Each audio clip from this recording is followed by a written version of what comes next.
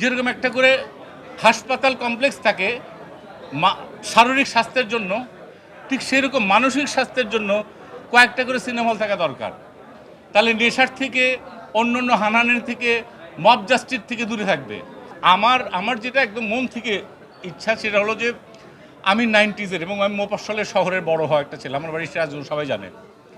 যখন কোনো ভাই বোনের খালাতো ফুফাতো যাই হোক বিয়ে হতো, গেট ধরার টাকা, ঈদের সময় টাকা, আমরা ছবি দেখতাম, সিনেমা হল দেখতাম।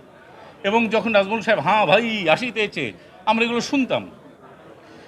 ছবি দেখাতে ছিল একটা উৎসব। মা খালা, আগে দেখতাম মা খালা রিক্সার সামনে কাপড় বেঁধে যেত যেন লোকজন না দেখে, কিন্তু আমরা ছবি দেখতাম। এটা একটা ফেস্টিভ মুড ছিল। একটা পরিবারের একটা সেদিন ছিল যে আজকে ছবি দেখতে যাব, সকাল থেকে কাজ করে, এটা একটা প্ল্যানিং ছিল।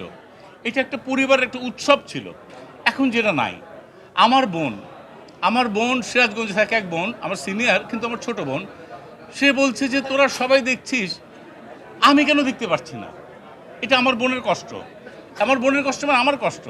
সেরকম আমার সিরাজগঞ্জের মতো অনেক শহরে সিনেমা হল নাই, এটা আমার কষ্ট। আমি আপনাদের মাধ্যমে জানাতে চাই, যারা জেলা প্রশাসক আছেন বা এরকম যারা যারা অথরাইজড আছেন, আমি চাই যেরকম একটা করে হাসপাতাল কমপ্লেক্স থাকে শারীরিক স্বাস্থ্যের জন্য, ঠিক সেরকম মানসিক স্বাস্থ্যের জন্য কয়েকটা করে সিনেমা হল থাকা দরকার। তাহলে নেশার থেকে, অন্য অন্য হানাহানির থেকে, মব জাস্টিস থেকে দূরে থাকবে। এখন তো আমরা মানুষের ক্ষতি করার চেষ্টা করি ভাই, জোর করে ধরে বলে এটা ওই সময়টা আমরা ভালো কিছু করি। প্রত্যেকটা শহরে যেটা ছিল, এটা তো দোষের কিছু না, একটা ছবি ছিল, এখনও অনেকগুলো আছে। এটার জন্য জেলা প্রশাসক থেকে শুরু করে সব কিছু দরকার। আমার এডুকেশনস দরকার, আমার হেলথ দরকার, আমার বিনোদনের জন্য একটা দুটো ছবিও দরকার, থিয়েটারের জন্য থিয়েটার হল দরকার।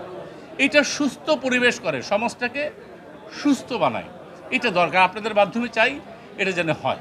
এটা আমার ছেলে কালকে বলছিল কোইন্সিডেন্টলি যে বাবা, তুমি মনে করো যে 1 to 25 or 25 to 50, তুমি কোনটা চুজ করবে? সেম জিনিস।